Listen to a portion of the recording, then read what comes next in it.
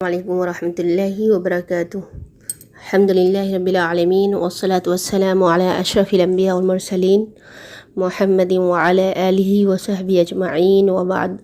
قال اللہ تعالی فی القرآن المجید والفرقان الحمید، اعوذ باللہ من الشیطان الرجیم، بسم اللہ الرحمن الرحیم۔ رب اشرح لی صدری ویسر لی امری واحلل عقدۃ من لسانی یفقہوا قولی۔ الحدیث الخامس والثلاثون، حدیث نمبر 35۔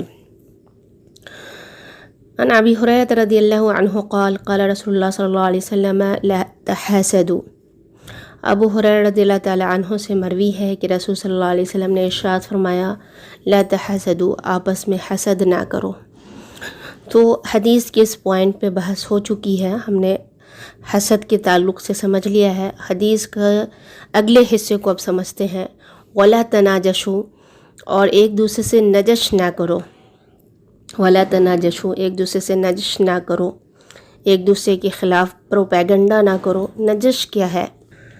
نجش یہ ہے کہ ایک آدمی ہے اور وہ کوئی سامان خریدنا نہیں چاہتا ہے، لیکن خریدار یا بیچنے والے میں سے کسی ایک کو فائدہ اور دوسرے کو نقصان پہنچانے کے لیے اس سامان کی قیمت کو بڑھا دے۔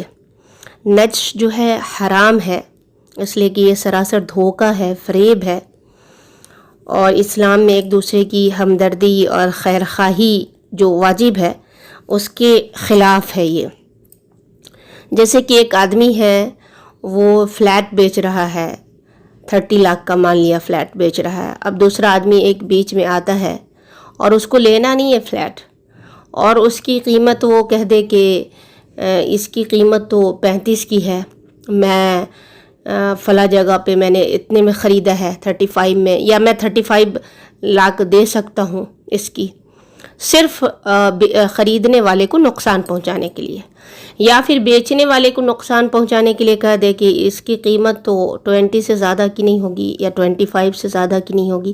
تو اس طرح سے دونوں میں سے کسی ایک کو نقصان پہنچانا چاہتا ہے، مقصود صرف یہی ہے۔ تو یہ اسلام میں حرام ہے۔ وَلَا تَبَاغَضُوا، اور ایک دوسرے سے بغض نہ رکھو۔ آپس میں ایک مسلمان کا دوسرے مسلمان سے بغض رکھنا حرام ہے، کیونکہ تمام مسلمان آپس میں بھائی بھائی ہیں، اور بھائی چارے کا تقاضا آپس میں ایک دوسرے سے محبت ہے، نہ کہ بغض و نفرت اور عداوت۔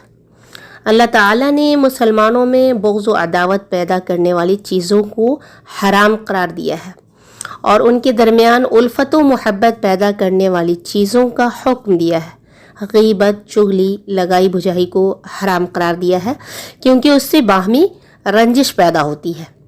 نبی صلی اللہ علیہ وسلم کا ارشاد ہے جنت میں چغل خور داخل نہیں ہوگا، صحیح بخاری کی روایت ہے۔ یہ ایک دوسری جگہ پہ نبی صلی اللہ علیہ وسلم نے ارشاد فرمایا جب 3 لوگ ہوں تو تیسرے کو چھوڑ کر 2 آدمی آپس میں سرگوشی نہ۔ یہاں دیکھیے کہ اسلام نے کتنا زیادہ خیال رکھا ہے کسی کی دکھ کا اور کسی کی تکلیف کا، تو اس کی رعایت کرنی چاہیے۔ ہم مسلمان ہیں، ہمیں اس کا خیال رکھنا چاہیے۔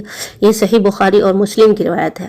ایک دوسری جگہ نبی صلی اللہ علیہ وسلم نے فرمایا ہے اس ذات کی قسم جس کے ہاتھ میں میری جان ہے، تم جنت میں اس وقت تک داخل نہیں ہو سکتے جب تک مومن نہ ہو جاؤ، اور مومن اس وقت تک نہیں ہو سکتے جب تک ایک دوسرے سے محبت نہ کرو۔ کیا میں تمہیں ایسی چیز نہ بتاؤں جب تم اسے کرو تو ایک دوسرے سے محبت کرنے لگو گے؟ اور وہ کیا چیز ہے؟ آپس میں سلام کو عام کرو۔ آگے ہے حدیث وَلَا تَدَابَرُوا، اور ایک دوسرے سے پیٹھ نہ پھیرو۔ وَلَا تَدَابَرُوا، ایک دوسرے سے پیٹھ نہ پھیرو۔ اپنے کسی مسلمان بھائی سے پیٹھ پھیرنا اور تعلقات توڑنا حرام ہے۔ نبی صلی اللہ علیہ وسلم کا ارشاد ہے کسی مسلمان کے لیے حلال نہیں کہ وہ اپنے کسی مسلمان بھائی سے 3 دن سے زیادہ بات چیت بند رکھے۔ دونوں ملاقات کریں تو ایک دوسرے سے منہ موڑ لیں۔ ان دونوں میں زیادہ بہتر وہ ہے جو سلام کرنے میں پہل کرے۔ یہ بھی روایت جو ہے وہ صحیح بخاری اور مسلم کی ہے۔ البتہ کسی فاسق اور گناہ گار سے اس کی اصلاح کی خاطر، یہ ذہن میں رہے کہ اصلاح کی خاطر 3 دن سے زیادہ بات چیت بند کرنا جائز ہے، بشرطے کہ بات بند کرنے میں مصلحت ہو۔ وَلَا يَبِعْ بَعْضُكُمْ عَلَى بَيْعِ بَعْضٍ، اور تم میں سے کسی بعض کے بیع پہ بیع نہ کرے۔ تو بیع کرنا یعنی ایک بھائی، ایک مسلمان بھائی جس نے ایک تجارت کسی کے ساتھ کی ہے تو اس کی تجارت پہ تجارت نہ کرے، بیع نہ کرے، یہ حرام ہے، اس لیے کہ اس کے نتیجے میں بغض و عناد اور عداوت پیدا ہوتی ہے۔ اس کی ایک مثال یہ ہے کہ ایک شخص ہے جو 50 روپے میں کوئی سامان خرید رہا ہے کسی انسان سے، تو دوسرا آدمی اس خریدار سے جا کر کہے کہ میں تم کو یہ سامان 40 روپے میں دے سکتا ہوں، یا پھر 50 روپے میں ہی اس سے اچھی چیز دے سکتا ہوں۔ اس بنا پر خریدار پہلے والے کے ساتھ اپنا معاملہ ختم کر کے دوسرے کے ساتھ معاملہ کر لے، تو ایک صورت تو یہ ہے۔ دوسری صورت یہ ہے اس کی کہ ایک شخص کسی کے پاس جائے جس نے 50 روپے میں کوئی سامان بیچا ہو اور اسے جا کر کہے کہ میں تم سے یہ سامان 60 روپے میں خرید لوں گا۔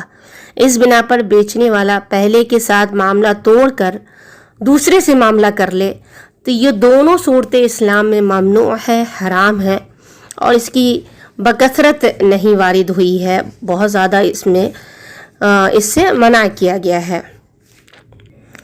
وَكُونُوا عِبَادَ اللَّهِ إِخْوَانًا، اور تم سب اللہ کے بندے بھائی بھائی بن کے رہو۔ تو اس حدیث میں ان تمام امور کو اپنانے کی ترغیب دی گئی ہے جس سے مسلمانوں میں الفت و محبت پیدا ہوتی ہے، جس سے مسلمانوں کے دل جو ہے قریب ہوتے ہیں، یکجا ہوتے ہیں، خواہ آپس میں ملنا ہوا، صلہ رحمی ہوئی، صدقہ ہے، ہدیہ ہے۔ ہدیہ میں یہ چیز ذہن نشی رہے کہ اگر آپ صاحب استطاعت ہیں، اور ایک ہوتا ہے صدقہ الگ چیز ہے کہ آپ محتاج ہیں، غریب ہیں تو آپ کی ہیلپ کی جائے، اور ہدیہ جو نبی صلی اللہ علیہ وسلم نے کہا تحادو تحابو، ایک دوسرے کو ہدیہ دیا کرو، اس سے محبت بڑھتی ہے۔ اگر آپ صاحب استطاعت ہے اور آپ کو ہدیہ دیا جا رہا ہے تو اس کا رپلائی بھی دینا چاہیے، اس لیے کہ اگر آپ بار بار رپلائی نہیں دیتے ہیں اور بار بار ایک طرف سے آپ کو مل رہا ہے تو اس سے بھی بسا اوقات بغض پیدا ہوتا ہے، تو یہ چیز ذہن نشی ہونی چاہیے۔ المسلم اخو المسلم، مسلمان کا بھائی ہے، لا یظلمہ، وہ اس پہ ظلم نہیں کرتا ہے۔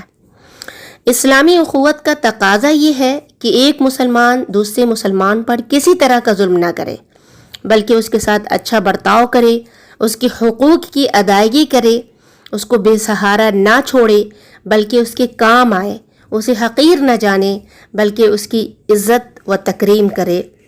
پوری حدیث کا ترجمہ ہے المسلم اخو المسلم، مسلمان کا بھائی ہے، لا یظلمہ، وہ اس پہ ظلم نہیں کرتا ہے، ولا یخذلہ، اس کو بے سہارا نہیں چھوڑتا ہے، ولا یکذبہ، اس کے ساتھ جھوٹ نہیں بولتا ہے، ولا یحقرہ، اور اس کو حقیر نہیں جانتا ہے۔ آگے نبی صلی اللہ علیہ وسلم نے فرمایا التقوی ہاہنا ویشیر الی صدری 3 مرات، یہ تقوی یہاں ہوتا ہے، اور آپ صلی اللہ علیہ وسلم نے 3 بار اپنے سینے کی طرف اشارہ کیا۔ تقوی دل میں ہوتا ہے اور اعضاء و جوارح سے اس کی تصدیق ہوتی ہے۔